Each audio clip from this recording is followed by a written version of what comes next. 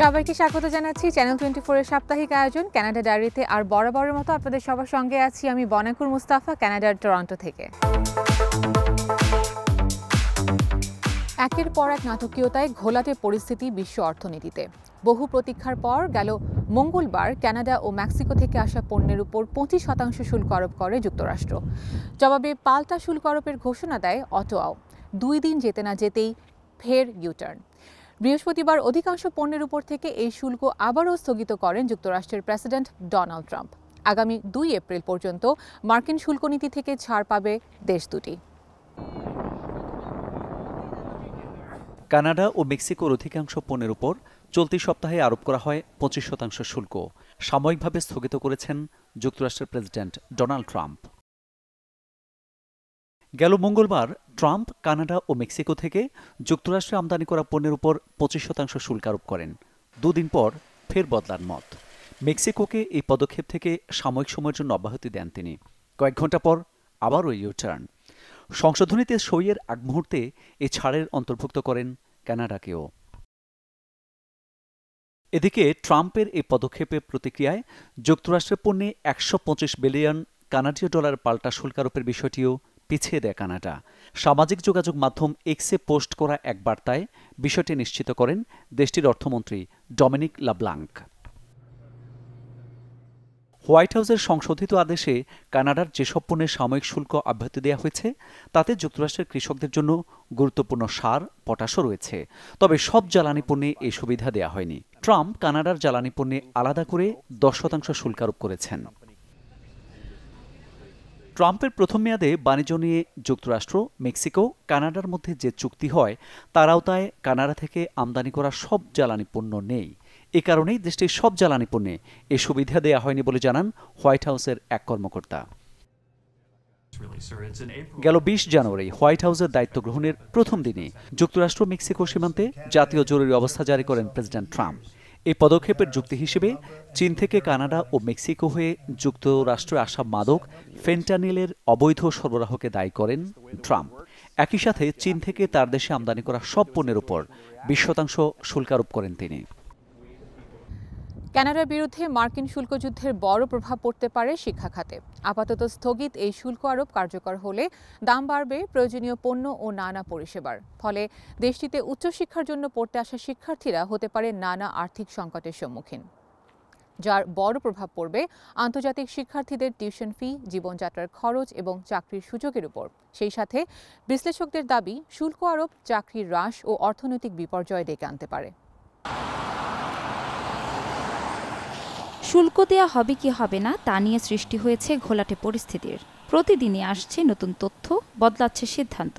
তবে এরই মধ্যে এই শুল্ক যুদ্ধের বড় ছাপ পড়েছে বিশ্বে। ধারণা করা হচ্ছে এর প্রভাব পড়বে শিক্ষা খাতেও। শুল্ক কার্যকরের পরপরই দেশটিতে উচ্চ শিক্ষার জন্য পড়তে যাওয়া শিক্ষার্থীদের সম্মুখীন হতে হবে নানা আর্থিক সংকটের। কারণ ট্রাম্প প্রশাসনের শুল্ক বাস্তবায়ন হলে দাম বেড়ে যেতে পারে প্রয়োজনীয় পণ্য ও নানা পরিষেবার, যার প্রভাব পড়বে আন্তর্জাতিক শিক্ষার্থীদের জন্য টিউশন ফি, জীবনযাত্রার খরচ এবং চাকরির সুযোগের ওপর। কানাডিয়ান জ্বালানি পণ্যের ওপর কর আরোপের ফলে বিদ্যুৎ ও ঘর গরম করার মতো ইউটিলিটি পণ্যের দাম বাড়তে পারে। শীতপ্রধান এই দেশে শিক্ষার্থীদের বিদ্যুৎ ও ঘর গরম করার মতো ইউটিলিটির মূল্য চোকাতে হতে পারে কয়েক গুণ বেশি। শুল্ক আরোপের ফলে খাদ্যের দামও বাড়তে পারে। বিভিন্ন খাদ্যপণ্যের জন্য কানাডা ও মেক্সিকো যুক্তরাষ্ট্রের ওপর নির্ভরশীল। এসব শুল্ক আরোপে বাড়তে পারে মুদি দোকানের বিল, ফলে শিক্ষার্থীদের টিকে থাকার জন্য ব্যয় বাড়ার সম্ভাবনা রয়েছে। বিশ্ববিদ্যালয়ের ব্যয় মেটাতে কানাডায় বিদেশি শিক্ষার্থীরা খণ্ডকালীন চাকরির ওপর নির্ভরশীল। মার্কিন শুল্কের প্রভাবে ব্যবসা প্রতিষ্ঠানগুলো স্থগিত হতে পারে নিয়োগ। কানাডিয়ান চেম্বার অফ কমার্স এরই মধ্যে সতর্ক করেছে, এই শুল্ক আরোপ চাকরি হ্রাস ও অর্থনৈতিক বিপর্যয় ডেকে আনতে পারে। খুচরা পণ্য বিক্রেতা ও হসপিটালিটি ম্যানেজমেন্ট খাতে শিক্ষার্থীরা সাধারণত কাজ খুঁজে পান। এসব খাতও কর্মী কমাতে বাধ্য হবে ব্যয় বেড়ে যাওয়ার কারণে। ফলে ক্ষতিগ্রস্ত হতে পারে শিক্ষার্থীরা। অর্থনীতিতে নানা পরিবর্তনে প্রাতিষ্ঠানিক ব্যয় কমিয়ে আনতে কানাডীয় বিশ্ববিদ্যালয়গুলো নিজস্ব টিউশন ফি নির্ধারণ করতে পারে। আমদানিতে বর্ধিত ব্যয়ের কারণে মুদ্রাস্ফীতি বৃদ্ধি পাবে, আর ব্যয় সমন্বয় করতে বিশ্ববিদ্যালয়গুলোকে সেই অনুযায়ী টিউশন ও অন্য প্রশাসনিক ফি সমন্বয় করতে হতে পারে। এজন্য ভোগান্তি বাড়বে সেই শিক্ষার্থীদের। ট্রাম্প ক্ষমতায় আসার পর থেকেই যেন উত্তেজনা বাড়ছে মার্কিন কানাডার সম্পর্কে। এতদিন তথাকথিত মিত্র দুই দেশ হঠাৎই চরম প্রতিযোগিতায় ঝাঁঝরা করছে পরস্পরকে। ট্রাম্পের আগ্রাসী নানা পদক্ষেপের কারণে ক্ষিপ্ত কেনেডিয়ানরা নিজ নিজ জায়গা থেকে জানাচ্ছেন প্রতিবাদ, নানাভাবে করছেন নিন্দার বহিঃপ্রকাশ। এরই ধারাবাহিকতায় সম্প্রতি যুক্তরাষ্ট্রের কর্মকাণ্ডে ক্ষুব্ধ হয়ে জনপ্রিয় আমেরিকানো কফির নাম বদলে কেনেডিয়ানো করল কিউবেকের একটি ক্যাফে। মন্ট্রিয়েলের কোকো অ্যান্ড বিন নামের এই ক্যাফেতেই বেছে নিয়েছে ক্ষোভ প্রকাশের অনন্য নজির। যুক্তরাষ্ট্রের শুল্কের হুঁশিয়ারিতে ক্ষুব্ধ অনেক কানাডীয়। অন্যদিকে কানাডা দখল করে নেয়া কিংবা যুক্তরাষ্ট্রের অঙ্গরাজ্য হওয়ায় প্রস্তাব দেওয়ার মতো একাধিক বক্তব্যে নানাভাবে সমালোচিত ট্রাম্প। তাই দিন দিন ওয়াশিংটনের ওপর ক্ষোভ বাড়ছে কানাডীয়দের। সম্প্রতি প্রতিবাদস্বরূপ ভিন্নধর্মী এক সিদ্ধান্ত নিয়েছে একটি ক্যাফে। জনপ্রিয় আমেরিকানো কফির নাম বদলে দিয়েছে তারা। এর পরিবর্তে এখন থেকে কানাডিয়ানো নামে ডাকা হবে জনপ্রিয় পানীয়টিকে। মধ্য কানাডার শহর কুইবেকের একটি ক্যাফেতে নেওয়া হয়েছে এই সিদ্ধান্ত। মন্ট্রিল এলাকার কোকো অ্যান্ড বিন নামের ওই ক্যাফের অন্যতম জনপ্রিয় পানীয় এই আমেরিকানো কফি।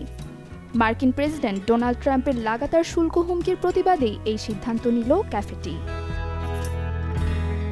তবে শুধু কোকো অ্যান্ড বিন নয়, কানাডার এরকম অনেক ক্যাফেতেই ঐতিহ্যের কথা বলে ওই কফিটির নাম বদলাতে উদ্যত হয়েছে। বদলেছে মেনু কার্ডেও। মূলত আমেরিকানো কফির জন্ম ইতালিতে। দ্বিতীয় বিশ্বযুদ্ধের সময় মার্কিন সেনাবাহিনীর মধ্যে জনপ্রিয়তা লাভ করে এটি। তবে পরে ম্যাপল সিরাপ ও ক্রিম যুক্ত করে সেই কফিকে স্বকীয় রূপ দিয়েছে কানাডা, যা দেশটিতে বিপুল জনপ্রিয়। কফির নাম বদল প্রসঙ্গে ওই ক্যাফের ম্যানেজার শাওনা কর্ডনার জানান, কানাডার গর্বিত বাসিন্দা হিসেবে ঐতিহ্যবাহী এই পানীয়টিকে তুলে ধরতেই তাদের এই উদ্যোগ। ফেব্রুয়ারিতে প্রায় অপরিবর্তিত কানাডার বেকারত্বের হার। সম্প্রতি স্ট্যাটিস্টিক্স কানাডা নামে এক জরিপ সংস্থার পরিসংখ্যানে উঠে আসে এই তথ্য। সংস্থাটি বলছে, জানুয়ারিতে ৭৬,০০০ নতুন চাকরি যোগ করার পরে বেকারত্বের হার দাঁড়ায় ৬.৬%। ফেব্রুয়ারিতে ১১০০ নতুন চাকরি যুক্ত হলেও হেরফের হয়নি এই হারে। তবে এক বছর আগের একই সময়ের তুলনায় চলতি বছর ফেব্রুয়ারিতে প্রতি ঘন্টায় গড় মজুরি বেড়েছে ৩.৮%। শুক্রবার প্রকাশিত তথ্য অনুযায়ী কানাডার বেকারত্বের হার ফেব্রুয়ারিতে ৬.৬%-এ স্থির ছিল। তবে নতুন চাকরির সংখ্যা সামান্য বৃদ্ধি পেলেও মার্কিন শুল্কের উপর কর্পোরেট নিয়োগের সিদ্ধান্ত অনেকটা নির্ভর করে। স্ট্যাটিস্টিক্স কানাডা জানিয়েছে যে তাদের অর্থনীতিতে মোট ১,১০০টি চাকরি যোগ হয়েছে, যা জানুয়ারিতে ৭৬,০০০ এবং নভেম্বর থেকে জানুয়ারি পর্যন্ত মোট ২,১১,০০০ চাকরি বৃদ্ধি পেয়েছে। রয়টার্সের জরিপে অংশগ্রহণকারী বিশ্লেষকরা অনুমান করছেন, ফেব্রুয়ারিতে মোট ২০,০০০ চাকরি যোগ হওয়ার পরেও বেকারত্বের হার ৬.৭%। গত বছরের শেষের দিক থেকে কানাডার বেকারত্বের হার কমতে শুরু করেছে, যা গত নভেম্বরে সর্বোচ্চ ৬.৯% ছিল। তবে সুদের হার হ্রাসের কারণে ব্যাংক অফ কানাডার মুদ্রাস্ফীতি ১% থেকে ৩% লক্ষ্যসীমার মধ্যে চলে আসায় অর্থনৈতিক কর্মকাণ্ড কিছুটা বৃদ্ধি পেয়েছে। তবে মার্কিন শুল্কের অনিশ্চয়তা কোম্পানিগুলো নিয়োগের ওপর প্রভাব ফেলেছে। স্ট্যাটস্ক্যানের তথ্য অনুসারে শুল্ক আরোপ করা হলে বেকারত্ব আরও খারাপ হতে পারে। মার্কিন প্রেসিডেন্ট ডোনাল্ড ট্রাম্প এই সপ্তাহে প্রায় সমস্ত কানাডিয়ান আমদানির ওপর আরোপিত ২৫% শুল্ক এক মাসের জন্য স্থগিত করেছেন। নিউ ইয়র্ক সিটিতে একটি অর্থনৈতিক ফোরামে ফেডারেল রিজার্ভ চেয়ারম্যান জেরোম পাওয়েলের মন্তব্যের পর শেয়ার বাজারে উত্থান ঘটেছে। প্রধানমন্ত্রী জাস্টিন ট্রুডোর সরকার অভিবাসন নিয়ন্ত্রণ বাস্তবায়নের ফলে সাম্প্রতিক মাসগুলোতে ১৫ বছর বা তার বেশি বয়সী কর্মক্ষম জনসংখ্যার বৃদ্ধি অনেক কমে গেছে, কারণ বিরোধী দলগুলি আবাসনের ঘাটতি এবং উচ্চ মূল্যের জন্য অভিবাসীদের দায়ী করছে। পরিসংখ্যান সংস্থা জানিয়েছে, অংশগ্রহণের হার, নিযুক্ত বা চাকরি প্রার্থী জনসংখ্যার অনুপাত ফেব্রুয়ারিতে ৬৫.৩% নেমে এসেছে, যা ২০২৪ সালের সেপ্টেম্বরের পর প্রথম হ্রাস। স্থায়ী কর্মচারীদের গড় ঘণ্টায় মজুরি বৃদ্ধি ফেব্রুয়ারিতে ৪% বার্ষিক হারে বেড়েছে, যা জানুয়ারিতে ৩.৭% ছিল। বিশ্বের নানা দেশের মতো গেল এক সপ্তাহ বাংলাদেশের জন্য ছিল ঘটনাবহুল। চলুন দেখে আসি গেল এক সপ্তাহে বাংলাদেশে ঘটে যাওয়া আলোচিত কিছু খবর।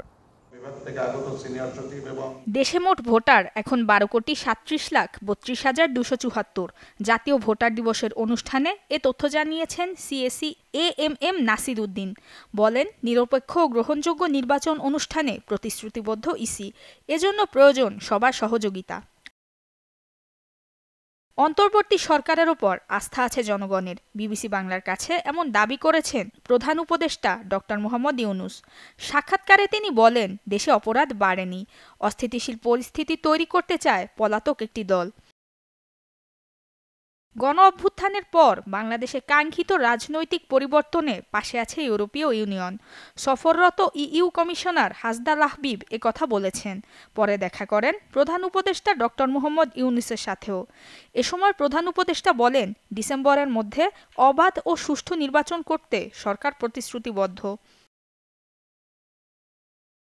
আগের চেয়েও ভালো দেশের আইনশৃঙ্খলা পরিস্থিতি, এমন দাবি করে স্বরাষ্ট্র সচিব জানান, আরও ভালো করতে চেষ্টার কোনো ত্রুটি রাখছে না সরকার। এজন্য ছুটির দিনেও কাজ করছে আইনশৃঙ্খলা বাহিনী। স্বরাষ্ট্র সচিব বলেন, রোজা এবং ঈদ সামনে রেখে দেয়া হয়েছে বিশেষ নির্দেশনা। পুরনো সংবিধান ও শাসন কাঠামো রেখে সম্ভব নয় নতুন বাংলাদেশ বিনির্মাণ।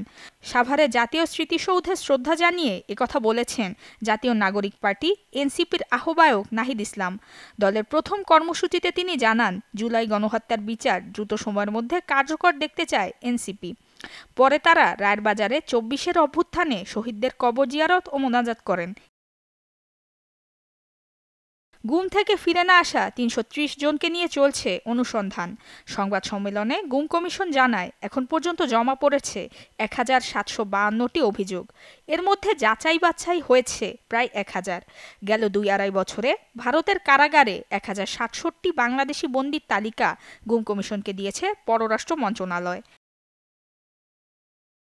আন্তর্জাতিক অপরাধ ট্রাইব্যুনালের চিফ প্রসিকিউটরের সঙ্গে বৈঠক করলেন সাবেক মার্কিন রাষ্ট্রদূত উইলিয়াম বি মাইলাম ও জন ড্যানি লোভিস। সকাল ১১টার দিকে ট্রাইব্যুনাল পরিদর্শনে যান তারা।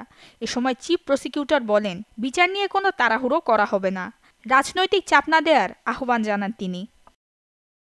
দর্শক, কানাডা ডায়েরির আজকের আয়োজনে ছিল এতটুকুই। দেখা হবে আবারও সামনের সপ্তাহে একই সময়ে চ্যানেল 24-এর পর্দায়। সে পর্যন্ত সবাই ভালো থাকবেন। আর কানাডা ডায়েরি সম্পর্কে আপনাদের যে কোনো মতামত জানাতে সরাসরি যোগাযোগ করবেন canadadiary@channel24bd.tv এই ঠিকানায়। ধন্যবাদ সবাইকে।